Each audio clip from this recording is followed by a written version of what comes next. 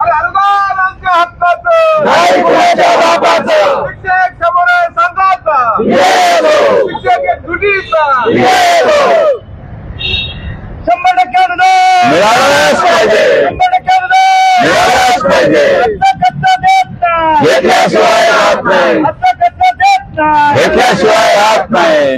अनुदान आमच्या हक्काचं नाही कुणाच्या बापाचं. अनुदान आमच्या हक्काचं नाही कुणाच्या बापाचं. शिक्षक समन्वय संघाचा शिक्षक समन्वय संघाचा 100% पगार मिळालाच पाहिजे. 100% पगार मिळालाच पाहिजे. We want Justice. We want Justice. Bharat माता की जय.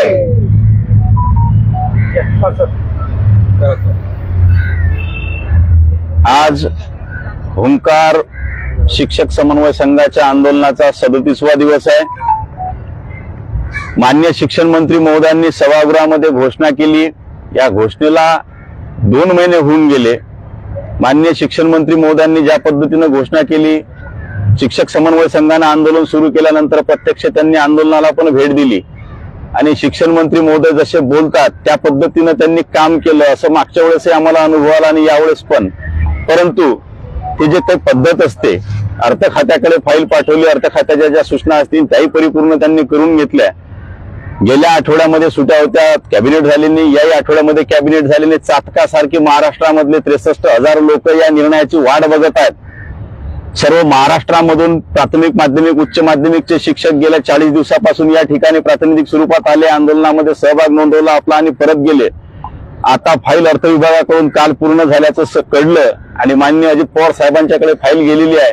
खरं तर आता ही आमची 7वी परीक्षा आहे, आमच्या पालक म्हणून माननीय शिक्षण मंत्री महोदयांची पण आमची पण. कारण शिक्षण मंत्री महोदयांनी खुद्द सभागृहामध्ये घोषणा केलेली आहे आणि मान्य राज्याचे आमचे मुख्यमंत्री, लाडके मुख्यमंत्री एकनाथजी शिंदे साहेब यांनी 5 सप्टेंबरला शिक्षक दिनाच्या दिवशी शिक्षकांना आश्वासित केलं आहे की तुमचा काही करून आम्ही हा कॅबिनेट निर्णय देऊन तुमचा टप्पा वाढ देणार आहे. आता त्या पद्धतीनं मान्य वित्तमंत्री महोदयांच्याकडे फाईल गेलेली आहे. वेगवेगळ्या प्रकारचे शिक्षक बोलत असतील, परंतु कॅबिनेटमध्ये सर्व मान्य मुख्यमंत्री आणि जे काही मंत्री महोदय असतात त्यांचं एकमत होते आणि सर्वांचं एकमत आम्हाला टप्पा वाढचं देण्याचं जर आहे तर त्यामध्ये वित्तमंत्री महोदय कधी आडकाठी आणणार नाही अशा पद्धतीनं काही शिक्षक त्यांना भेटल्यानंतर त्यांनी बोललाय. त्या गोष्टीची अनुभूती घेण्यासाठी महाराष्ट्रातल्या तमाम सगळ्या शिक्षकांनी सोमवारला कॅबिनेट आहे त्या कॅबिनेटसाठी हजर राहावं या ठिकाणी आणि निर्णयाचं साक्षीदार बनावं. निश्चितच शासनाकडून जे बोललं गेलं आणि ज्या पद्धतीनं काम केलं गेलं त्याची अनुभूती आम्हाला त्यांनी आपल्या या कॅबिनेटमधून द्यावी आणि त्या पद्धतीचा शासन आदेश देऊन ज्या पद्धतीनं शिक्षकांना आश्वासित केलं तो न्याय द्यावा. सर्व महाराष्ट्रातल्या शिक्षकांना आव्हान आहे.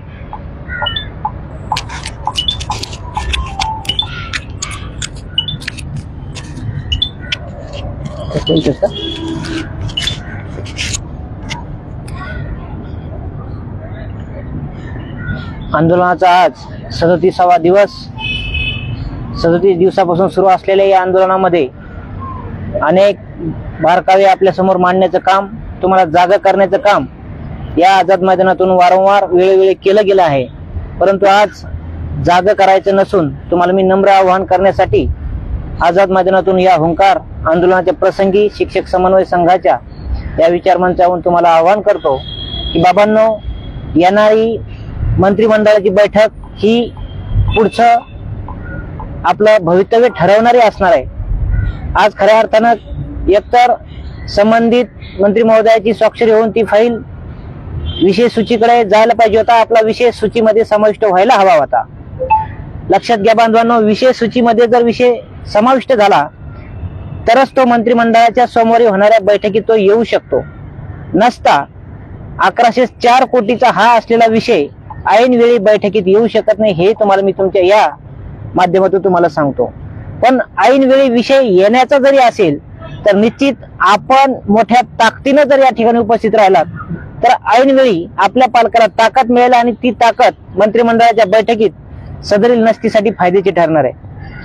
आज आपण बघितलं असेल तर खऱ्या अर्थानं तुम्हाला सांगतो बांधवांनो, यामध्ये प्राथमिकचे शाळा 12,048 आहेत, तुकड्या 5,533 आहेत, कर्मचारी 12,879 आहेत आणि यामध्ये अपात्र शाळा 1,734 आहेत कर्मचारी. एकूण पात्र कर्मचारी 11,145 लक्षात घ्या. माध्यमिक मध्ये 27,2712 शाळा, 3,919 तुकड्या, एकूण कर्मचारी 32,606, अपात्र कर्मचारी 5,477, 27,129 पात्र कर्मचारी आहे. उच्च माध्यमिकचे 4,009 शाळा कॉलेज, तर तुकड्या 3,314 आहेत. एकूण कर्मचारी 33,301, उच्च माध्यमिक सुद्धा अपात्र कर्मचारी 4,937 आहेत आणि पात्र कर्मचारी 28,364 आहे. एकूण कर्मचारी 78,786 आहेत, लक्षात घ्या बांधवांनो. परंतु याच्यामध्ये सुद्धा काही लोक अपात्र आहेत, 12,152 अपात्र आहेत. अशा बांधवांना सुद्धा विनंती करतो की उद्या तुम्ही अपात्र जरी असेल तर तुम्हाला न्याय फक्त शिक्षक समन्वय संघ ग्राउंड स्तरावर मिळून देऊ शकतो. अशा अनेक बांधवांना खरं तर पात्र कर्मचारी म्हणून 66,638 या संबंधाने महाराष्ट्रभर आहेत. परंतु तुम्ही नोंद घेणं गरजेचे याच्यामुळे उद्या वारंवार काही टप्पावाढी झालं असेल किंवा तुम्हाला टप्प्याचा लाभ घ्यायचा असेल तर तुम्हाला शिक्षक समन्वय संघाचे समन्वयक दिसतात. त्यावेळेस तुम्ही हक्कान त्यांना फोन करता की आमची अशी अशी अडचण आली आहे, आम्हाला मदत करा. त्यावेळेस शिक्षक समन्वय कुठलेही शंका कुशंका डोक्यात न घेता तुमची मदतीसाठी रस्त्यावर उतरून उभा राहतो.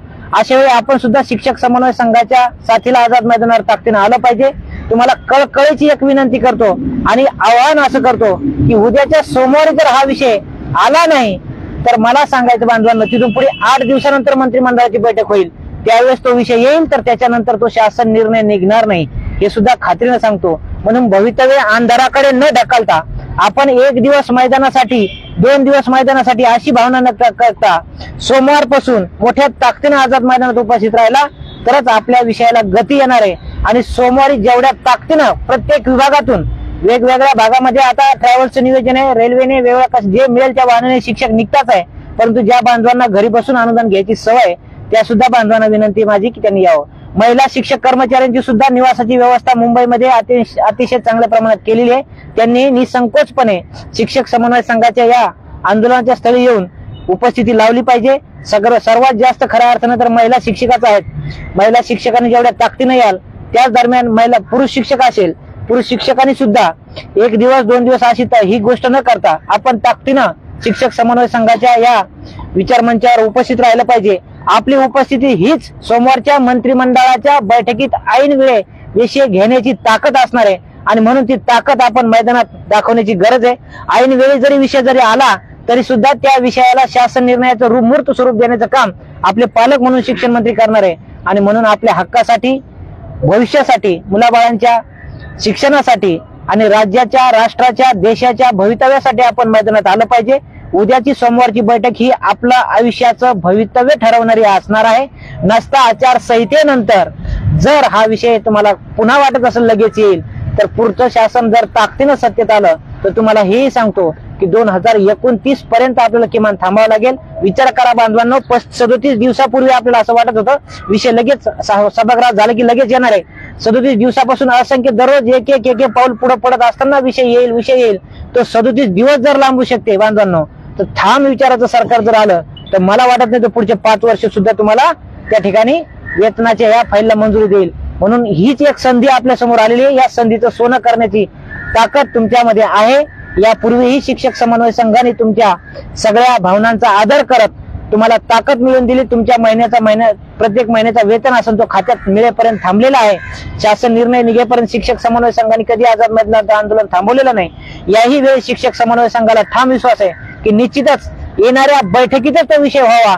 म्हणून आपण या शिक्षक समन्वय संघाच्या आझाद मैदान येथे सुरू असलेल्या या पवित्र स्थळाला भेट द्यावी. नम्र आव्हान आहे की आपण आझाद मैदानात ताकद वाढवावी आणि येणाऱ्या मंत्रिमंडळाच्या बैठकीतच हा विषय कसा होईल याच्यासाठी आपण सगळ्यांनी मिळून प्रयत्न करूयात. एवढं बोलतो, आपण याल अशी अपेक्षा करतो. थांबतो. जय हिंद. शिक्षक समन्वय संघाचा, शिक्षक एकजुटीचा, शिक्षक समन्वय संघाचा. अरे बघता काय, अरे बघता काय, अरे बघता काय, अरे बघता काय, अरे घरचे बघता काय, अरे घरचे बघता काय, अरे घरचे बघता काय. शिक्षक समन्वय संघाचा, शिक्षक एकजुटीचा, शिक्षक समन्वय संघाचा 100% बघा.